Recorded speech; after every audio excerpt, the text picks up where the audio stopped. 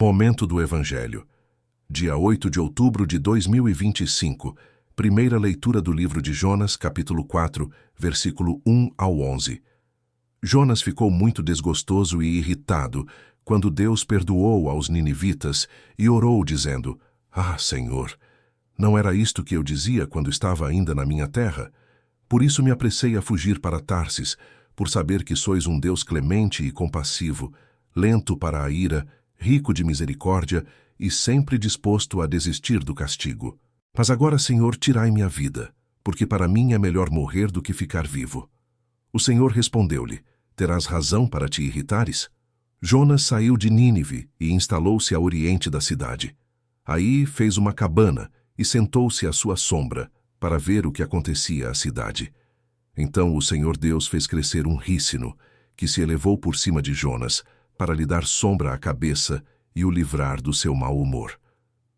Jonas ficou muito contente com o rícino. Mas no dia seguinte, ao romper da manhã, Deus mandou um verme que roeu as raízes do rícino, e ele secou.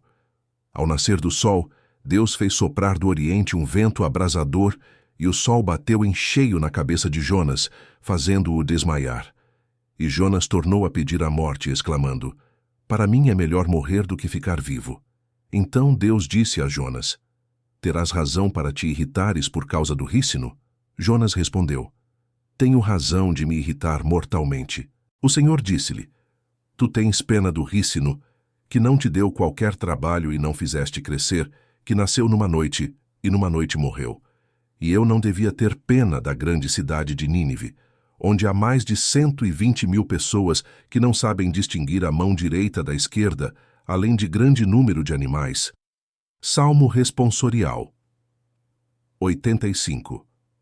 Resposta: Senhor, sois um Deus paciente e cheio de misericórdia. Tende piedade de mim, Senhor, que a vós clamo todo o dia. Alegrai a alma do vosso servo, porque a vós, Senhor, elevo a minha alma. Resposta: Senhor, sois um Deus paciente e cheio de misericórdia. Vós, Senhor, sois bom e indulgente, cheio de misericórdia para com todos os que vos invocam.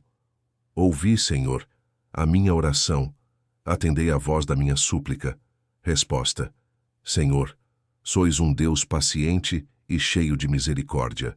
Todos os povos que criastes virão adorar-vos, Senhor, e glorificar o vosso nome, porque vós sois grande e operais maravilhas, vós sois o único Deus. Resposta: Senhor, sois um Deus paciente e cheio de misericórdia. Evangelho Lucas, capítulo 4, versículo 1 ao 4. O Senhor esteja convosco. Ele está no meio de nós. Proclamação do Evangelho de Jesus Cristo, segundo Lucas, glória a vós, Senhor. Um dia, Jesus estava orando num certo lugar. Quando terminou, um de seus discípulos pediu-lhe: Senhor, ensina-nos a orar, como também João ensinou a seus discípulos. Ele respondeu: Quando orardes, dizei: Pai, santificado seja teu nome, venha o teu reino, dá-nos a cada dia o pão cotidiano e perdoa-nos os nossos pecados, pois nós também perdoamos a todo aquele que nos deve, e não nos introduzas em tentação. Palavra da salvação. Glória a vós, Senhor. Há momentos em que o coração humano, cansado das próprias palavras, deseja apenas aprender a falar com Deus. Foi assim que um dos discípulos se aproximou de Jesus e com humildade pediu: Senhor, ensina-nos a orar. E Jesus respondeu com palavras simples, mas eternas, palavras que atravessam os séculos como o sopro do Espírito.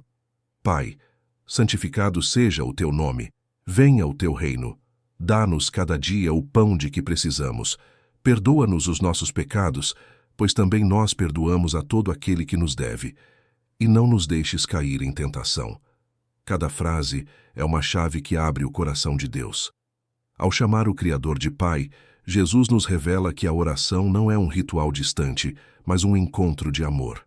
Não falamos a um juiz severo, nem a um rei inalcançável, mas a um Pai que nos escuta com ternura e paciência, mesmo quando nossas palavras são frágeis ou confusas. Orar, portanto, é entrar na intimidade divina, é deixar que o Espírito Santo traduza em silêncio o que não conseguimos dizer. É o diálogo de um filho que reconhece sua pequenez, mas confia inteiramente no amor daquele que o criou. Por isso, Jesus nos ensina a começar, não pedindo, mas louvando. Santificado seja o teu nome.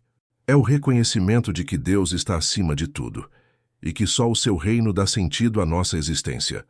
Depois vem o pedido do pão. Não apenas o pão da mesa, mas o pão da alma, o sustento diário que nos mantém firmes nas lutas e nas esperanças.